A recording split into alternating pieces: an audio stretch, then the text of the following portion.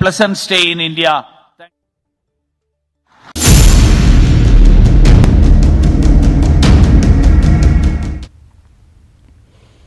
बात अब छत्तीसगढ़ की। छत्तीसगढ़ विधानसभा चुनाव की तैयारियों में सभी सियासी दल जुटे हुए हैं। आगामी विधानसभा चुनाव को लेकर मुद्दों की तलाश जारी है। कौन सा सियासी दल किस चुनावी मुद्दे को लेकर विधानसभा चुनाव में उतरेगा, इसको लेकर मंथन हो रहा है दलों के भीतर ही। इस बीच कांग्रेस ने 15 साल बनाम 5 साल को लेकर जनता के बीच जाने का फैसला कर लिया है। एक रिपोर्ट देखिए। नए साल के साथ ही छत्तीसगढ़ विधानसभा चुनाव का बिगुल बज चुका है। प्रदेश की दोनों ही प्रमुख सियासी पार्टियां अपनी अपनी रणनीति बनाने में जुट गई हैं। एक तरफ जहां बीजेपी ने कांग्रेस हटाओ छत्तीसगढ़ बचाओ अभियान का आगाज करने का ऐलान किया है, तो वहीं कांग्रेस ने भी 15 साल बनाम 5 साल को लेकर जनता के बीच जाने का फैसला किया है। पीसीसी चीफ मोहन मरकाम ने कहा कि छत्तीसगढ़ की जनता जान चुकी है कि बीजेपी ने 15 सालों में कुछ नहीं किया। आने वाले समय में कांग्रेस दोबारा सरकार बनाने में सफल होगी। देखिए, छत्तीसगढ़ की जनता जान चुकी है, जाग चुकी है। 15 साल भारतीय जनता पार्टी को झेला है। अब ज्यादा दिनों तक भारतीय जनता पार्टी को नहीं झेलेगी। आने वाले चुनाव में कांग्रेस पार्टी फिर से सरकार बनाने में सफल होगी। भारतीय जनता पार्टी जो भी हथकंडे अपना ले, मगर कांग्रेस पार्टी की सरकार को नहीं हटा पाएगी। 15 साल की भारतीय जनता पार्टी की नाकामियां हैं, जो उन्होंने 15 सालों में जनता को ठगा है। उन्होंने जर्सी गाय देने की बात थी, 12वीं पास पढ़े लिखे लोगों को नौकरी देने की बात थी, 2100 रुपया धान का समर्थन मूल्य देने की बात थी, 300 बोनस देने की बात थी। उन्होंने तो किया नहीं। हमारी सरकार ने 36 वादों में से लगभग 30 से अधिक वादे हमारी सरकार ने पूरा किया है। तो स्वाभाविक है 15 साल बनाम 5 साल का कार्य होगा, 5 साल भारी होगा और 5 साल की उपलब्धियों पे 2023 में फिर से सरकार बनाने में सफल होंगे। वहीं कांग्रेस के 15 साल बनाम 5 साल के मुद्दे पर धर्मलाल कौशिक ने पलटवार किया। उन्होंने कहा कि ये सड़कें बनवा नहीं पा रहे, वादा खिलाफी में उतर आए हैं। शराबबंदी को लेकर कमेटी की रिपोर्ट अभी तक नहीं आई। ये किस तरह से बोल रहे हैं? 15 साल बनाम 5 साल। सड़कें बनवा नहीं पा रहे हैं, वादा खिलाफी उतर गए हैं। शराबबंदी से लेकर के अभी कमेटी का उनका रिपोर्ट नहीं आया। पहले बोल रहे थे कि 5 साल की सरकार है, 5 साल में करेंगे, अब तो 1 साल भी बाकी नहीं है। दूसरी बात, सिंचाई के क्षेत्र में एक भी नया प्रोजेक्ट हाथ में नहीं आया। जो लंबी सिंचाई योजना है उसको पूर्ण नहीं कर पाए। बोध घाट परियोजना केवल जनता को ऐसा दिखाते रहे, लेकिन दिखाने के बाद में उसका हासिल शून्य हुआ। तो किस बात का ये बोल रहे हैं कि 15 साल बनाम 5 साल? अरे 5 साल में तो आपने जो 15 साल में जो काम हुए थे उस बिल्डिंग का लिपाई पोताई नहीं कर पा रहे हैं। जो 15 साल में सड़कें बनी हैं उसका मरम्मत नहीं कर पा रहे हैं। और आज छत्तीसगढ़ हमारे जो शिक्षा के क्षेत्र में कहां पर खड़ा हुआ है, किसी से छुपा हुआ नहीं है। गरीबों का प्रधानमंत्री आवास आपने छीनने का काम किया है। जल मिशन योजना ठप पड़ा हुआ है। छत्तीसगढ़ विधानसभा चुनाव में 15 साल बनाम 5 साल का मुद्दा उठाकर कांग्रेस जहां बीजेपी को अपने पिच पर खेलने को मजबूर कर रही है, वहीं बीजेपी धर्मांतरण का मुद्दा उठाकर अपनी पिच तैयार कर रही है। अब देखने वाली बात यह होगी कि आने वाले विधानसभा चुनाव में 5-15 की इस तकरीर में किसकी बड़ी लकीर होती है। Bureau report, news 18।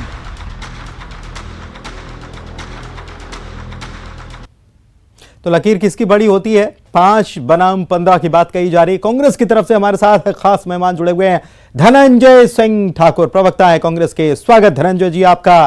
5 बनाम 15 की आप बात कर रहे हैं, लेकिन जब 5 बनाम 15 की आप बात करेंगे तो सबसे पहले 5 साल में क्या किया और क्या नहीं किया, इसकी गिनती आएगी। क्या क्या नहीं किया? पुनीत जी, जब हम 5 बनाम 15 की बात करते हैं ना, ये बात वही सरकार करती है जिसने काम किया है। और 4 साल में मुख्यमंत्री भूपेश बघेल जी की सरकार ने जनता से किए 36 वादों में से 90% वादों को पूरा किया है। चाहे किसानों की कर्ज माफी की बात कर लूं मैं, बिजली बिल हाथ योजना के तहत जो 44 लाख उपभोक्ताओं को लाभ मिला उसकी बात कर लूं मैं, या किसानों को जो धान की कीमत 2500 देने का हमने जो शपथ लिया था, उस धान की कीमत हमारी सरकार 2500 दे रही है।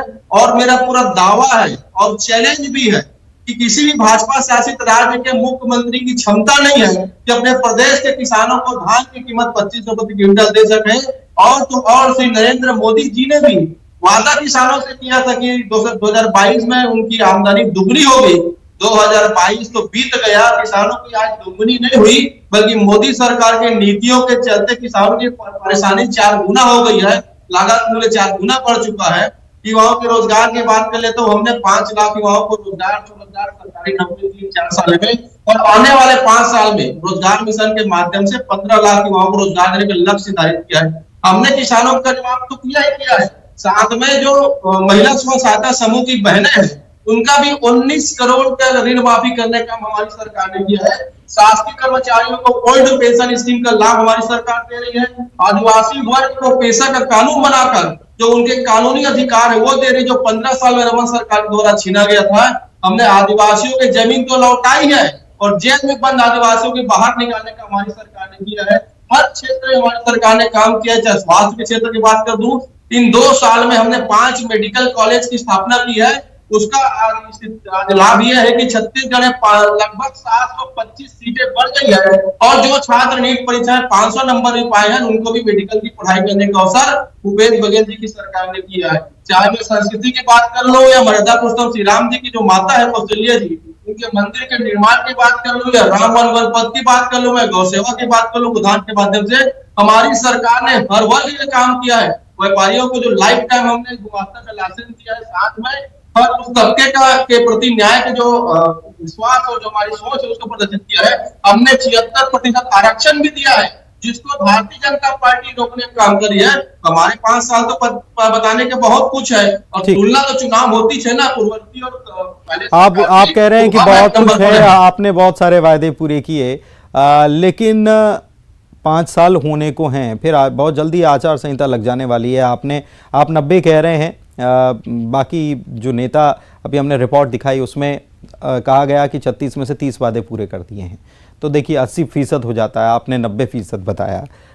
युवाओं को नौकरी देने से लेकर के जो कर्मचारी, सरकारी कर्मचारी हैं, उनको परमानेंट करने तक का वायदा, शराबबंदी करने तक का वायदा, तमाम सारी ऐसी बातें हैं जिसको लेकर अभी भी आंदोलन हम देखते हैं। मैं आपसे इसके लिए जवाब लूंगा, लेकिन हमारे साथ उमेश घुरमोड़े बीजेपी नेता भी जुड़ चुके हैं।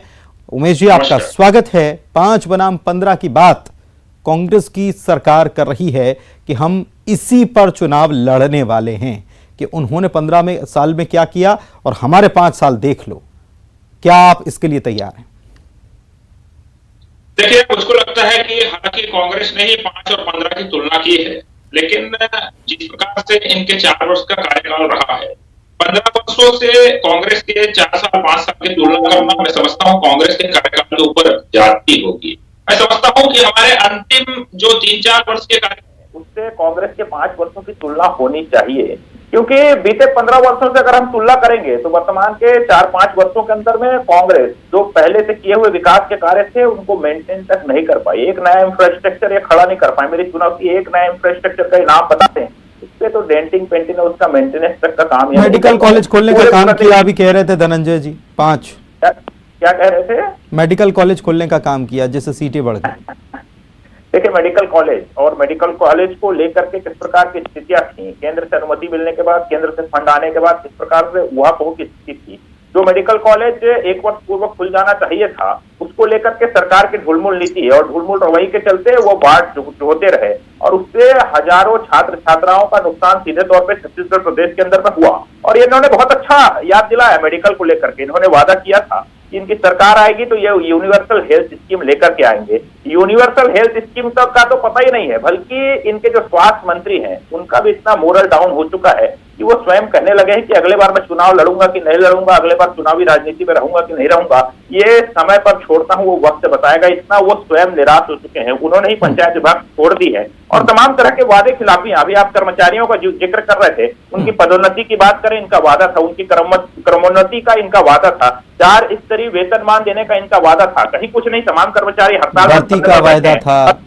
अनियमित कर्मचारियों की बात कर रहे हैं, संविदा कर्मियों की बात कर रहे हैं, तमाम कर्मियों को नियमित करने का वादा था, तमाम कर्मचारी अभी धरने पर बैठे हुए हैं। इस प्रकार के तमाम वादे थे जो वादा खिलाफियां लेकर के सामने आई है। और सबसे महत्वपूर्ण बात, आज अराजकता की स्थिति पूरे प्रदेश के अंदर में निर्मित हो चुकी है। विशेष रूप से महिलाओं को लेकर के इन्होंने वादा किया था कि महिला सुरक्षा पर हम बल देंगे, हर एक थाने के अंदर में महिला सेल का हम निर्माण करेंगे। अपराध का ग्राफ इतना बढ़ गया है, बलात्कार की घटनाओं में छत्तीसगढ़ यहाँ पर इस प्रकार की स्थिति में आ गया है कि ना जाने आने वाले समय के अंदर में क्या होगा। और रह गई बात, हर थाने के अंदर में महिला सेल का तो अता पता नहीं है, लेकिन जो माताएं बहनें, यहाँ तक कि आम आदमी जो FIR दिखाने के लिए जाता है, इसकी सब FIR ठीक है। धनंजय जी जवाब देखिए, बहुत सारी बातें हैं महिला सुरक्षा को लेकर, हर थाने में महिलाओं के लिए एक अलग डेस्क होने वाला है, यूनिवर्सल हेल्थ स्कीम होने वाली है, कहाँ गई शराबबंदी, कहाँ गई नियमित करने की बात जो थी वो कहाँ गई? 1 मिनट में जवाब। देखिए, सबसे पहली बात, भारतीय जनता पार्टी अगर महिला सुरक्षा की बात करते हैं ना, ये उसी प्रकार है जैसे कसाई एक बकरे की सेवा करता है। और इनको शर्म आनी चाहिए। भानु प्रतापपुर के उपचुनाव में बलात्कारी को दिए थे टिकट, गुजरात में 11 बलात्कारी को जेल से रिहा किए थे, जिसको चंदन मंदन भाजपा नेता लगा रहे थे।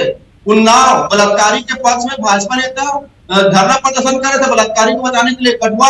और वो कौन है? शहनवाज हुसैन, जिसके ऊपर बलात्कार के आरोप। धनंजय जी, मैं एक चीज आपको रोक रहा हूँ धनंजय जी, नहीं, मुझे इतना बताइए कि अगर बीजेपी ये सवाल पूछेगी तो आप क्या बीजेपी को घेर कर इस सवाल से बच जाएंगे?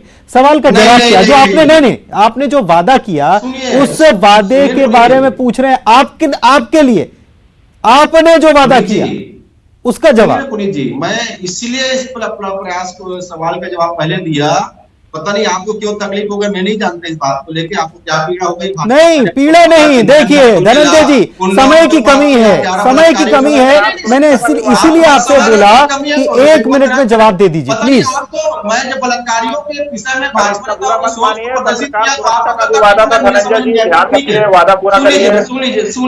सुन लीजिए, मुझे आज पता चल गया भाजपा के 2 प्रवक्ताओं को जवाब देना, मैं दे रही ना रखी। हमने पिंक बल 112 को भी महिलाओं। धनंजय जी नहीं, अब धनंजय जी अब आप जो बता रहे हैं ना, पहले ऐसा नहीं है। देखिए, आपसे 4 सवाल पूछ लिए मैंने, तो आप मुझे प्रवक्ता बताने लगते हैं। अरे आप जवाब दीजिए, आप जवाब दीजिए ना, आप जवाब दीजिए। आप उंगली उठाने का काम आसान है, लेकिन 4 उंगली अपनी तरफ होती है, ध्यान रखिए। नहीं, आपसे जो सवाल किया, आप उस सवाल का जवाब देने के बजाय कुछ और बात करने लग जाएंगे।